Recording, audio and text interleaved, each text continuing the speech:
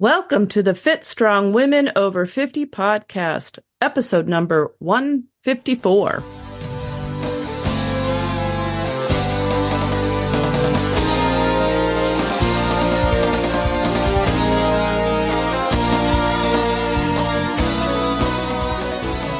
Welcome. I'm Jill. Thank you for joining us. And I'm Chris. Jill and I are the hosts for this podcast and the founders of the Becoming Ellie community. In case you're wondering where the name Ellie came from, she was the Norse goddess of aging who beat Thor in a wrestling match. Chris and I thought, hey, we want to be like Ellie. You can find out more about the Becoming Ellie community and this podcast at our website, becomingellie.com. Ellie is spelled E-L-L-I. Be sure to sign up for our newsletter while you're there. That way you'll know about new episodes and anything else that's new with us.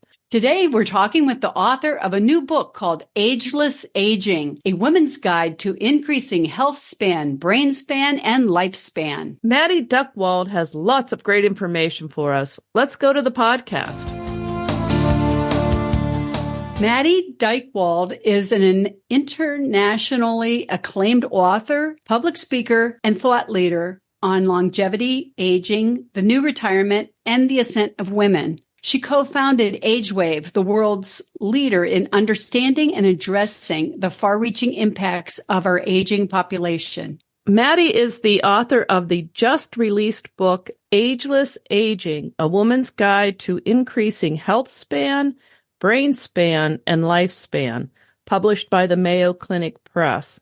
Maddy has been featured in Bloomberg Businessweek, Forbes, Newsweek, Time, Wall Street Journal, Huffington Post, Fox, Business News, CNBC, and NPR, and others. I think that's got to be an all-inclusive list right there. That's great.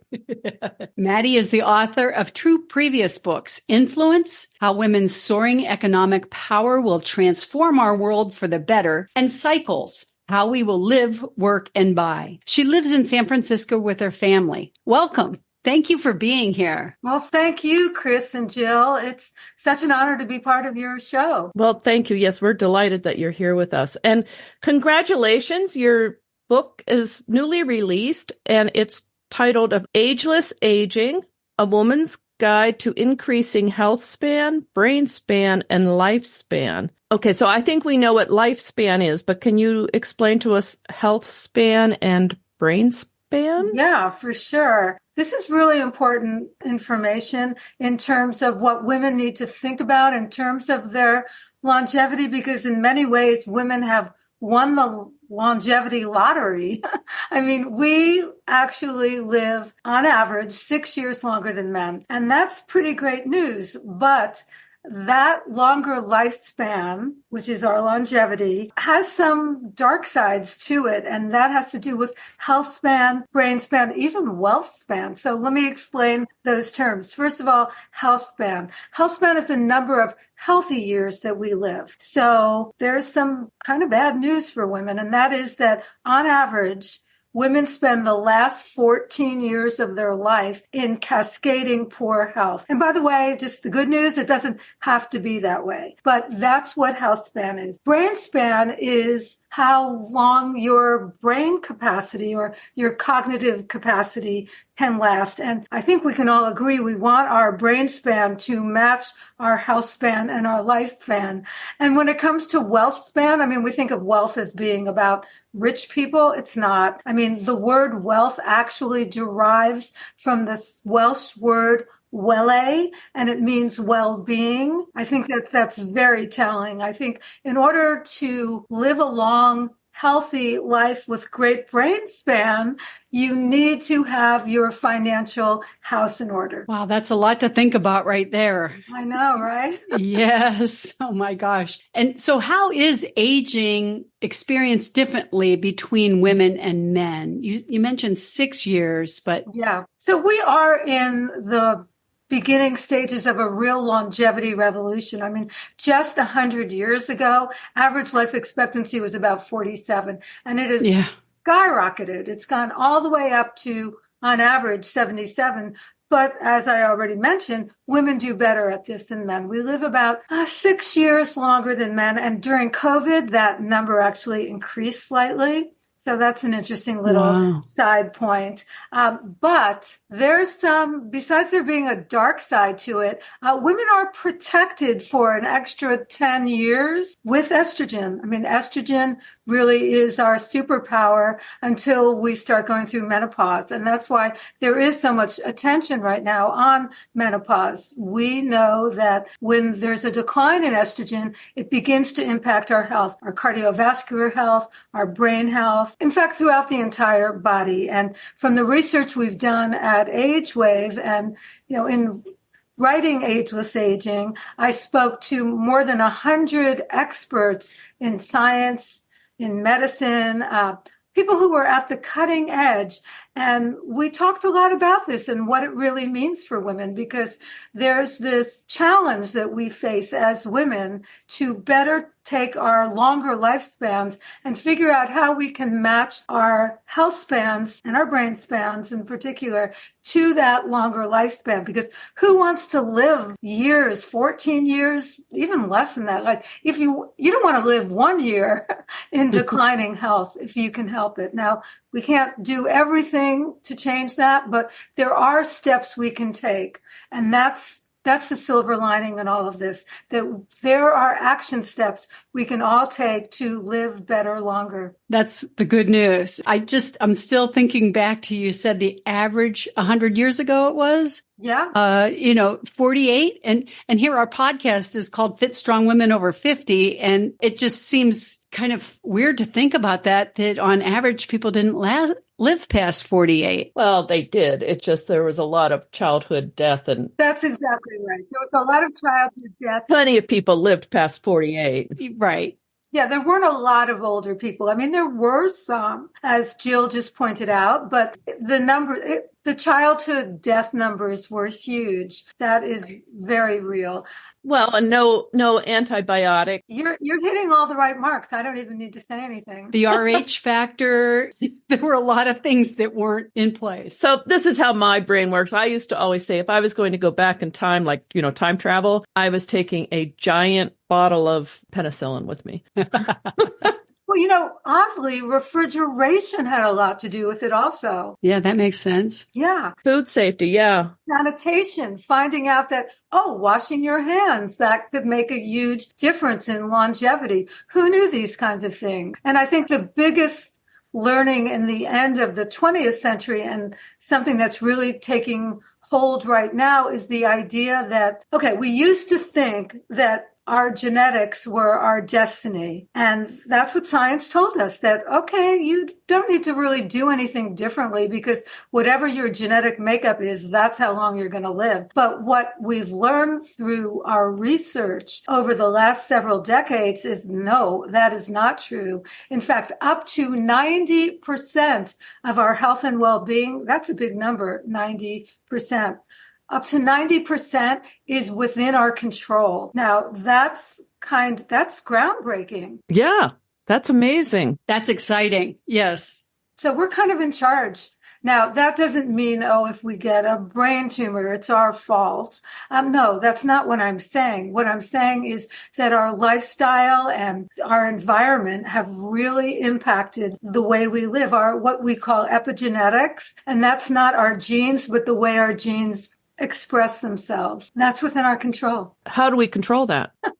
Okay, well, that is the $2 million question, right, Jill? Yeah. Okay, so let me try to answer that. So through the work that I do, and I've been on this beat for close to 40 years, doing research at AgeWave, but also talking to the cutting edge researchers and scientists and physicians, what I've realized, it's not just about one thing like diet or exercise or sleep, though those things are incredibly important. I really learned that there's this holistic recipe that is made up of a variety of different ingredients that impact not just our health, but they impact each other. So let's give an example. If you don't have your finances, and finances are part of this holistic recipe, if you don't have those together, chances are you're going to feel a lot of stress. Chances are that you won't be able to afford health care. And that's a little bit of a scary thing. So you can see that relationship there. Let's take another example. If you don't get enough sleep, it's going to affect your brain health. It's going to affect your moods. It's going to affect your ability to concentrate, and actually it could affect your work and your feelings of wanting to be socially connected. We know that loneliness, for instance, loneliness has become an epidemic that we talk about in our country all the time. But it's actually been studied, and we know that if you're feeling lonely, it's the equivalent of smoking 15 cigarettes a day. Oh my gosh. Yeah, so it's kind of crazy. There's this holistic recipe. It's diet, exercise, sleep, brain health, hormones. Hormones are huge for women, really impact everything. How to work in the healthcare system, work through the healthcare system, which is complicated. Let's be honest about it. It's great that it's there, but it's a complicated system. It's having a sense of purpose, feeling socially connected, and of course, your finances. So all these things work together, influence each other, and have a great impact on our health span, our lifespan, and even our brain span. Okay. And is it ever too late to get started on working towards a healthy age or of longevity, whatever? And how do we jump in with that? Yeah, that's a good question. It's never too late. I've seen women in their 60s and 70s decide that they want to make changes, and they successfully do so. One of the examples that comes to mind is there's this woman on social media who, her daughter saw her slipping into a bad pattern of bad eating, bad exercise. She couldn't sleep. She had high blood pressure, and she did an intervention, and she put her on a program, and she was able to reverse all of that within a matter of months. Certainly. Yeah. So, which is great. So it's never too late. That's the good news. So how do you get started? Well, I think that that's pretty individual. I think that it's different for everyone. When the experts I spoke to, they offered two different ways of doing it. One is exercise is a great entry point. And part of why it's a great entry point is that you can see results pretty quickly. So if you're going to start seeing, if you even just start walking, let's say, and you walk 30 minutes a day, you can start to feel better, maybe even sleep better. You're going to crave healthier foods. So you can see that it has this cascading positive effect. The other place that many of the physicians that I spoke to in particular recommended was changing your diet. It's a big one. It's hard for a lot of people, but for others, it seems like a natural entry point. Start by eliminating ultra-processed foods, seed oils, sugar. We know that sugar is a toxin, but it's in everything that we eat. And then eat the rainbow. I mean, don't make it complicated. Eat the rainbow. I love that you said that, because we have a Eating the Rainbow challenge going right now with our community, our online community. So that's a really fun thing to hear. Oh, good. Great. So seed oils, sugars, processed foods, eat the rainbow. Oh, there are other things. I personally don't think anyone should follow a particular diet. And saying that, I follow an anti-inflammatory diet. I think that, if I love the anti-inflammatory diet, I was having a couple of years ago, I struggled with really bad hip pain and ultimately had to get a double hip replacement. And when I asked my doctor, okay, what can I do until I get this double hip surgery? He told me to get a cane. Oh. And I said, well, that's not what I want. I mean, I'm very active, love to exercise, even exercise through the pain.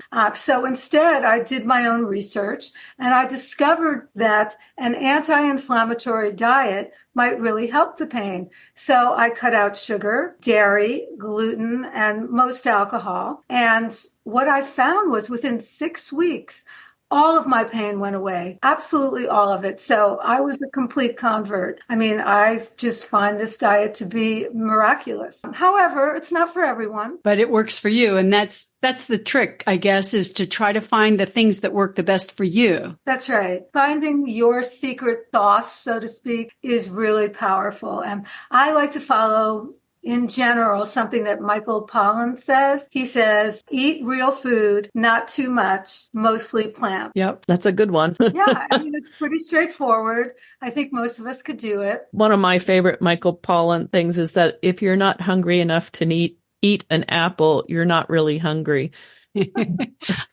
For some reason, I remember that, but I think of it as broccoli because I always like apples. Okay. That's funny. There are a lot of myths going on around about healthy aging. And are there things that we should be ignoring? Yeah, there's plenty of things we should be ignoring. I'll mention a few. One of them is, and I kind of mentioned this already, is that genes are not our destiny. We have control over what we eat, what we do in terms of our sleep, our exercise. I mean, these things really do work together to help us live better longer. So we have a lot of control over how we age. So that's one thing. Another thing is that is aging inevitably leading to poor health? Now, again, the statistics from the research that I've been involved in would suggest that that might be true because on average, women do spend a lot of their last years in poor health, but again, it doesn't have to be that way. It really doesn't. I'm reiterating the fact that we are in control and can take control of those lifestyle elements that can make a difference. Another thing is that memory loss is not inevitable.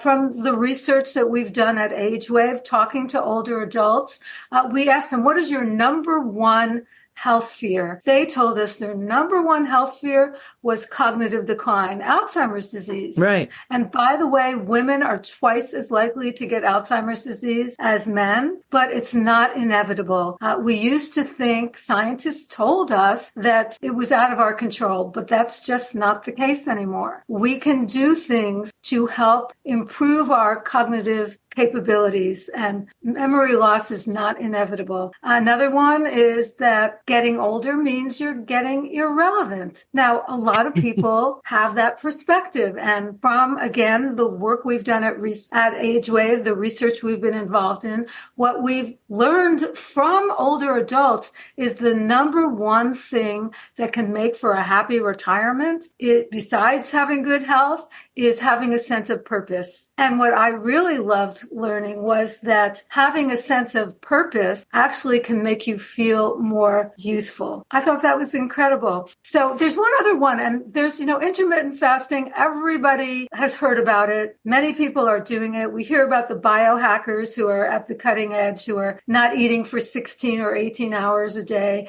And I had the great experience of talking to Walter Longo, who is the pioneer behind intermittent fasting. He came up with the whole concept. It was based on his research. And what he told me was, no, you do not want to go 16 or 18 hours without eating. It could lead to a variety of different health conditions that you don't want to deal with. Instead, what he said was do 12 to 14 hours intermittent fasting. So, for instance, you could stop eating dinner at 8 o'clock at night, not eat breakfast till 8 o'clock in the morning, and you would be in great shape. And you would be fasting intermittently in his definition of the word. He also said that he thought, and I thought this was amazing, he said that he thought breakfast was the most important meal of the day. You just don't want to eat it until after 12 to 14 hours after you had your dinner. Wow. It's interesting. Well, his work then has certainly been twisted around because there's a lot of talk about the 16 and 18-hour fasts, right, and everyone just skips breakfast. And maybe part of the thing is,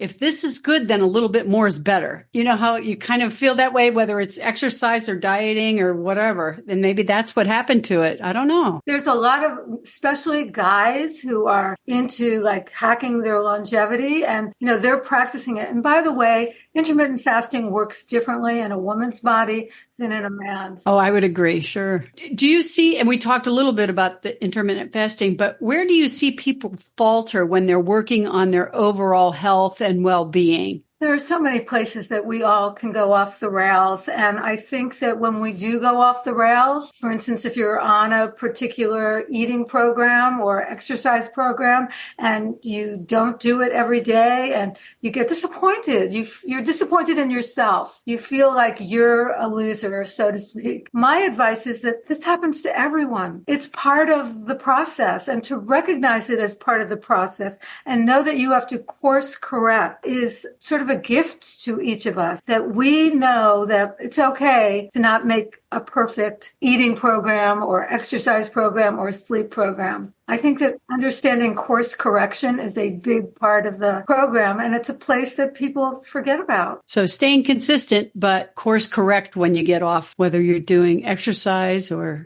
your eating program or sleeping. Yeah, one of the more interesting things that I learned from my research on sleep is that all the sleep studies that have been done, none of them include people over the age of 65. Really? Yeah, that's crazy, right? Wow. Yeah. I would think that would really change things. Exactly. Yeah, I would think so too.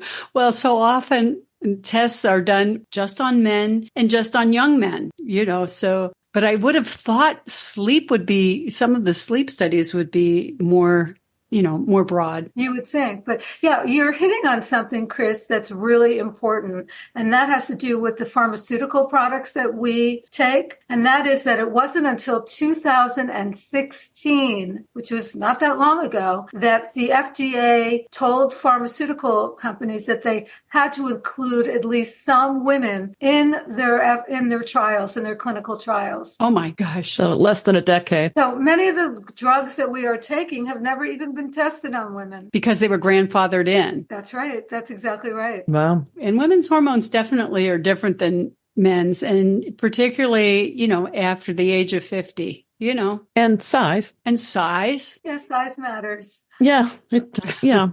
Exactly. So you mentioned the biohackers, and I keep reading about them and all these things that they recommend to do to improve our health and make us live. I mean, I keep hearing about, I'm going to live to be 120 years old and I'm going to be better than everyone. So are there things that we should pay attention to in that? So are there any supplements we should be taking? You've just mentioned ways of eating, which is a big talk with the biohackers, but what advice from them should we take? Yeah, well, okay, supplements is a big issue. When you talk to physicians, most of them recommend you take no supplements because they're not FDA approved. Now, I personally would question not taking any. And by the way, some of them do suggest taking vitamin C, taking vitamin D, and taking maybe a fish oil of some sort. And if you do take a fish oil, please make sure that it's toxin free, because that's like a big issue, because there's mercury in fish and some of the brands out there don't test for that. So you want to be sure about that. There's another thing. When I was doing my research, Dr. Andrea Pfeiffer, who's based in Lausanne and is actually in the lab doing Alzheimer's research, told me that the one thing she recommends is taking a probiotic. And she said that all the newest research links gut health with brain health. And so to keep that in mind, to recognize the fact that those two are very connected. In terms of other supplements, well, I take NAD because it's the precursor. I don't know. That's a lot of what the biohackers are doing is NAD. I like it. I think that I've used it for a bunch of years, and if I feel it works on a cellular level. So who knows if it's doing anything good? It's not doing anything bad.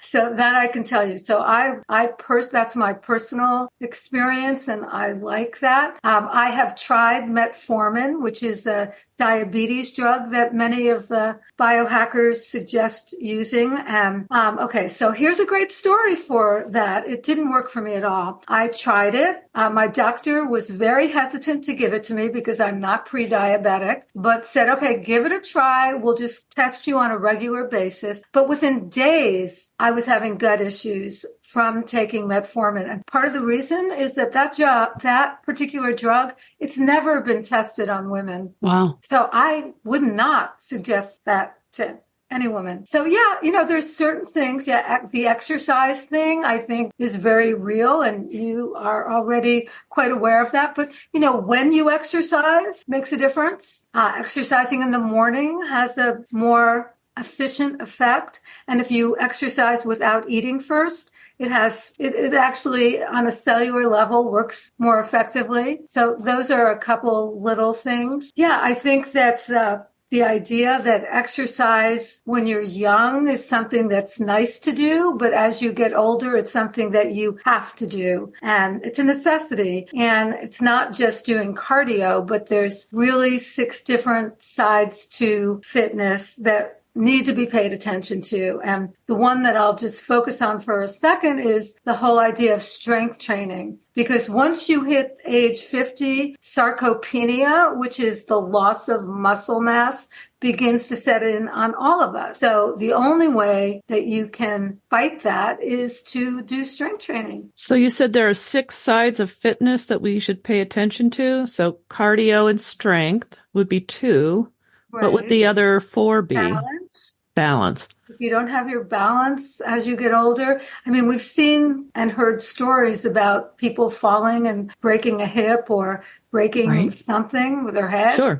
Yeah. I mean, it's really scary. So doing a little bit of balance exercise is really, really helpful. There's posture. Here we are sitting right in front of screens pretty much hours of the day, and we tend to hunch over a little bit. I'm always trying to correct that. So that's another thing that we really need to pay attention to. So there's a bunch of different elements. So what do we have? Cardio? Flexibility. Is that one? Flexibility. Thank you. Well, I'm just thinking of yoga. Cardio, strength, flexibility. Oh, balance. Balance. Posture. Flexibility. You said flexibility 3 times, right? Yeah, we just keep saying it. I think it's real. I think the flexibility thing is very real. Endurance, I bet. Endurance is a big one also. Yeah, I mean, there's all these different elements. And if you can combine them, like I love doing Pilates. What I love doing about Pilates, and I sometimes take a cardio Pilates class. So I get cardio, I get balance, I get posture, I get strength training, all in one exercise. And what I like about it is here I am. I just do it for an hour, actually 50 minutes, and I'm hitting all 6 elements of exercise in 1 hour class. Excellent. Well, let's switch gears a little bit and talk about Brainspan a little bit. And what components do you find are essential for someone who is actively working to improve their brain span? I think I mentioned this earlier, that this is the number 1 health concern for all people over the age of 50. And women are twice as likely to have to deal with cognitive decline as men. And so the fear is very real. I'll give you an example from my own family. My mom and my grandmother both suffered with cognitive decline. So the fear for me has been very real. And so I've personally taken this on as a mission. One of the first things to keep in mind is that it used to be the popular scientific research told us you can't do anything. It's inevitable. You're either going to get it or you're not. That's not the case anymore. The scientists and researchers and physicians have changed their tune, and it's a positive tune that they're singing right now. And that is that there are a lot of things that you can do to either prevent or delay cognitive decline. And so for me, that's like a big sigh of relief, really big sigh of relief. And so what can you do? Well, the shorthand is what's good for the heart is good for the brain. So keeping that in mind as sort of your mantra makes it a little bit easier. But there are things that you can do. Let's begin with exercise, since This is fit and strong. Exercise is like a silver bullet to protect your brain health. It actually can increase the size of your hippocampus, which is what controls your memory. And we know that people who have Alzheimer's have a shrinking hippocampus. So that's really good news. What you eat, I mean, cut out those ultra-processed foods. If you can cut out sugar, cut out sugar. Those things have a negative effect on your brain. And by the way, I hate to admit it, but alcohol, it's toxic for your brain. So either limit or cut out all alcohol if you can. So those are two really important things. The third is sleep. Now, again, we're not sure how much sleep someone over the age of 65 really needs, but the frame of reference that I heard from sleep experts was, well, do you wake up feeling rested? And if you wake up feeling rested, that is a good sign. Just add that sleeping pills and Xanax, and they have a negative effect on the brain. So avoid those. And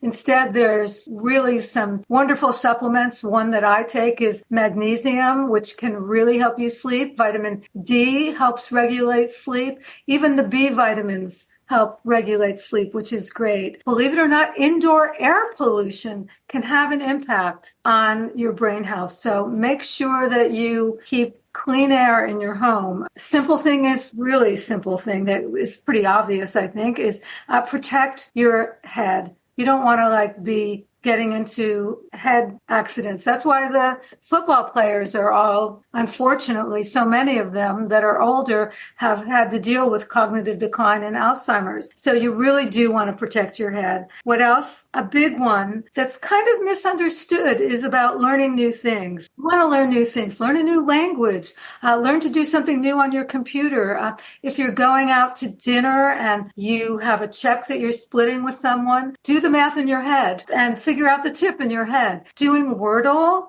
things like that doesn't really do it because your brain really finds the patterns to these things and just repeats the patterns. You want to create new brain synapses, and that's through learning new things. I really would love to learn a new language. That to me would be really super exciting. If you're a smoker, stop.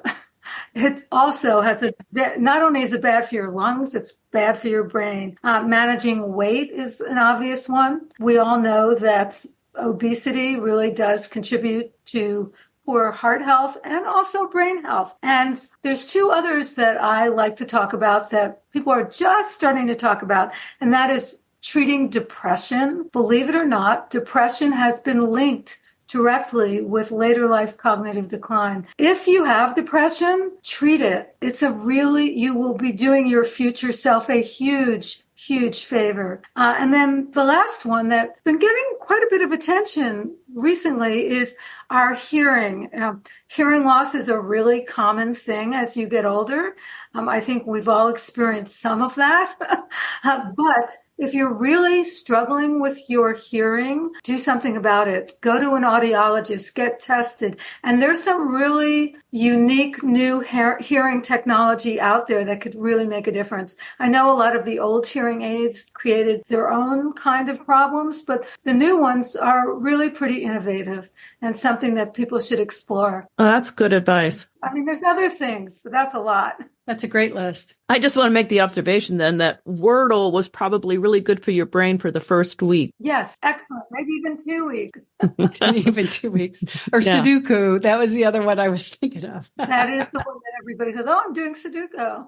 Well, yeah. And the hearing, so I went through a thing and my hearing was fine, but my hearing was blocked for a while. And it was eye-opening as to how isolating that is, because what I found out is people don't like to repeat themselves and they get impatient with you. And so then you quit asking. It was a very isolating experience and made me very aware of my father who had hearing problems later in life, how I was probably not as patient with him as I should have been.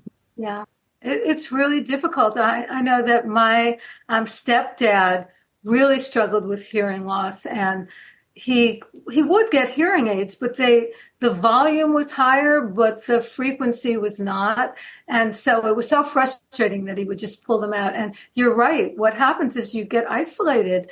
You just decide not to take part in social interaction. And right. as I didn't even mention this when it came to brain health, and I should have, and that is that social interaction is a huge part of maintaining your health span and your brain span. It makes a huge, huge difference. And we really saw evidence of that during COVID. Yeah, it was a real changer, wasn't it? It really was. What about retirement? So I know there's a lot of talk when people are thinking about retirement about being financially prepared. And you've mentioned the importance of finances, but are there other things we should consider? I mean, how do we know when the time is right to retire? Well, I think that's really changing, and I don't think there's a one-size-fits-all in terms of retirement. There used to be, and we still have a retirement age in place in our country, but not everyone's following it. What we're seeing is that there's a lot of innovation going on around retirement, and we use the term retirement, and many people are working in retirement. So I'll use myself again as an example. I'm just turned 74 and I am working. You know, I love working. I don't want to give it up because I'm passionate about the work that I do. On the other hand, there are people who hate their work and can't wait to quit. And they ought to. I mean, they don't necessarily need, if they have their financial house in order in particular, they don't need to work, but they do need to find a sense of purpose. And purpose is a very strong part of a healthy recipe for not just for retirement, but for increasing your health span, your lifespan, your brain span. And there's all kinds of purpose, by the way. I mean, it's not just all like, oh, go to work or find your passion. Sometimes it's just taking your dog out for a walk or spending time with your grandchildren. It doesn't have to be this big, fancy superpower. So setting new goals and things like that. Yeah, a reason to get out of bed in the morning. So your purpose could be simply, I'm going to help take care of my family, or I'm going to, so it doesn't have to be a major thing. Like I don't have to volunteer at every. Yeah, you're 100% right. In fact, some of the research we did at AgeWave recently, what we learned was people's number one purpose had to do with their family. Does it make a difference if you put a schedule?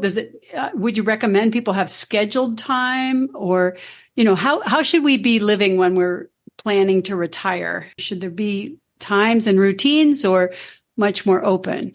Well, I think that from research that we've been involved in, people like to take that first year after they're fully retired and just do what they feel like doing. That's kind of like the gift that they've been looking for years and years. I mean, I want to do what I want when I want to, and they don't want to follow a schedule. But after that first year, people begin to say, okay, what's this next chapter going to look like? What do I want from it? And what do I want to be doing? How do I want to be feeling? And who do I want to be spending my time with? And begin by answering those questions, and you will be able to create the life that really feels good for you. And for some, it's going to be a regimented schedule. Like, for instance, without having some kind of a schedule, I would probably just hang out by the pool. So I need to have structure in my life, but not everybody does. Some people do just fine without structures. So again, it's not a one-size-fits-all kind of thing, retirement. It's being reinvented as we speak by those of us who are going through that phase of life. So people take that first year and do whatever they want. If they decide after that year, they may want to go back to work or change careers or simply find something else that interests them to do. That's right. And then, of course, many people get concerned about living on a fixed income, and they want to get a little bit more money so that they have some discretionary spending. And that makes a lot of sense too. Not necessarily doing what you did before, maybe not working full time, working part time or flex time or volunteering your time. I mean, that is something that I would encourage a lot of people to do because you not only feel like you're getting a sense of purpose, but there's generally social interaction involved with it. And it gets you out meeting new people. And frankly, as you get older, it's harder and harder to make new friends. It is. It is, definitely. How are we aging? We've already talked about lifespan changes, but how are we aging today compared to, say, our parents or our grandparents? Yeah, that's such a big question, and there's such a good answer for it. What we see is that, again, in a study that AgeWave did quite recently, we asked older adults, okay, how are you different than your parents were at this same age? And there was a pretty clear-cut answer. We're more active, we're more vital, we're more energetic, and we're more purposeful. These are things that people bring more effectively to the second half of life than they did in the past. And it's really good news. And what about the future? What happens now in the future with aging? Okay, one of the things that I think will really come to pass is we're going to start thinking of our life not just as living to 60 or 70 or even 80, but that potentially we all have this 100-year life path. And if we start to think about it in terms of 100 years, and at the same time that we're living our lives, planning a little bit for our future self, that would probably make those later years much more positive. And so that means what we do in terms of our health and well-being, in terms of our finance, in terms of the way we relate to our family and friends, and how we find a sense of purpose. So all of those things can work together to create healthier and even potentially longer life. Yeah, 100 years. So 50, you're only halfway, right? You're only halfway. So yeah, I would say, how old are you and how are you looking at the rest of your life? That's cool. So you've given us a lot of information today, and maybe you could tell us the three most important things. And I know that's hard to boil down, but perhaps there's something that we can do for ourselves starting today that you think would probably have the biggest impact for longevity. If you were to do just one thing, I would say make exercise a priority. It is a silver bullet that really impacts every single aspect of our lives. And it's a simple thing to say, but I would prioritize the strength training in particular if you're over the age of 50, and to think about exercise as that 6-part game that you're playing, and try to hit as many of those marks as you can every week. And again, there's efficient, wonderful ways to do it. Yeah, I mean, I talk about a lot of them in Ageless Aging. And I talked about Pilates for myself because that just hits all 6 of the different kinds of exercise you need as you're getting older. I would also say that for women in particular, to recognize that your brain health is vitally important and that you can take steps to be empowered around your brain health and to take those steps that can actually help either prevent or delay the onset of cognitive decline or Alzheimer's. So memory loss is not inevitable, and that's a really smart thing. The third thing that we didn't really talk about is to recognize the fact that women and men are different, completely different, and to just follow the rules that are made for men doesn't really make a whole lot of sense, and that hormones are a big part of the puzzle. When you begin to go through menopause, so many changes take place in your body, and they need to be addressed. And there's been a lot of misinformation out there about what menopause is and what you can do to minimize the symptoms, and making it even hard for women to minimize the symptoms, when in fact, minimizing those symptoms can actually help you have a longer health span and brain span. So I talk about them a lot in Ageless Aging, and I would say that they're vitally important. Okay, good. Good point. And I know you just remind us of the title of your book. Yeah, it's Ageless Aging, A Woman's Guide to Increasing Health Span, Brainspan, and Lifespan. And I know it just came out. Where I assume we can get it anywhere we buy books? It's on Amazon, Barnes & Noble. Any independent bookstore will carry it. Okay, great. And if our listeners want to follow you, where should they go? Okay, they can go to either Age Wave, which is all one word, age like getting older, wave like a wave in the ocean.com, or Dychtwald.com, and that's not easy to spell. We'll make sure that the links are in our show notes so that if folks want to follow you. That's great. Thank you. Thank you so much today for talking with us. It was great information, and we're really excited about the book just being released now. Thanks, Chris. Thanks, Jill. Appreciate your time. Yes, thank you. Talk again soon. Bye-bye now. Bye. Bye. I thought she had some great information. It made me smile when she started talking about eating the rainbow. She talked about limiting dairy, gluten, alcohol, seed oils, sugar, processed foods, all the same kind of things. But when she said eating the rainbow, that really made me smile. Yes, because of our challenge. Yeah. Yeah, because of our challenge, eating the rainbow. You know, every time I start to get lazy about exercising, we talk to someone who makes me realize how important it is. And that was definitely true after talking with Maddy. Boy, exercise was her number one thing. Right. If you don't do anything else, it's the silver bullet, exercise. And of the 6 different types of exercise she talked about, strength training. So that just, reinforced everything. The whole idea of lifespan, healthspan, and brainspan, you really, as much as you can, want those things to be the same so that you avoid what she was talking about, having a lifespan that is longer than your health or brain span. Yeah, well, it was kind of a real wake-up call when she said women on average live longer, 6 years longer than men, I think she said. Yeah, I think she said.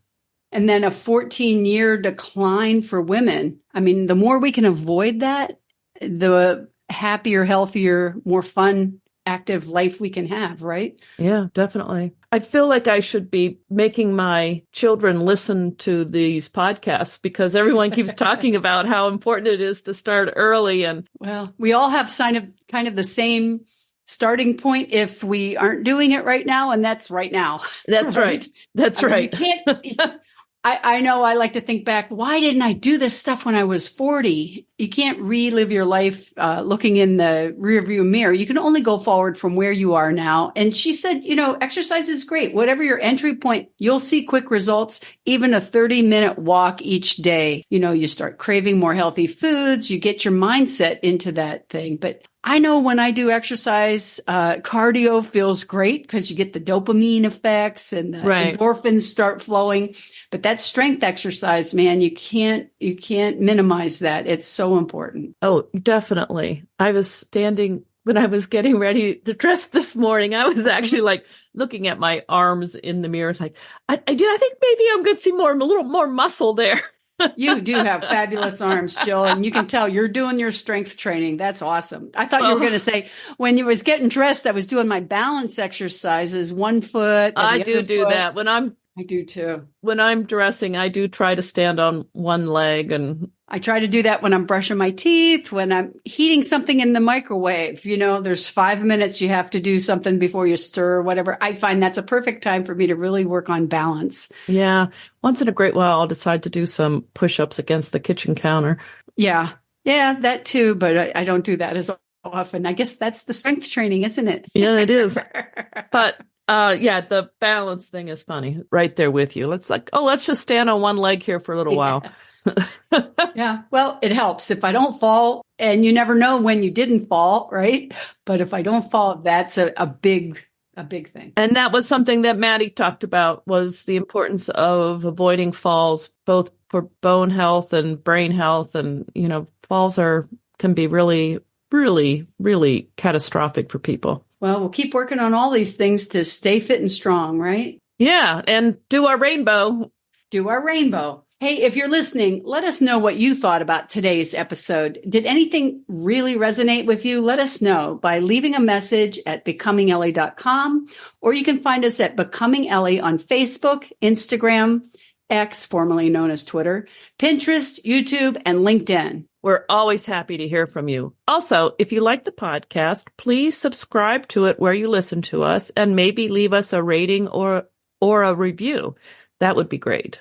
It was really great talking with you today, Jill. I'm looking forward to our next episode of the Fit Strong Women Over 50 podcast.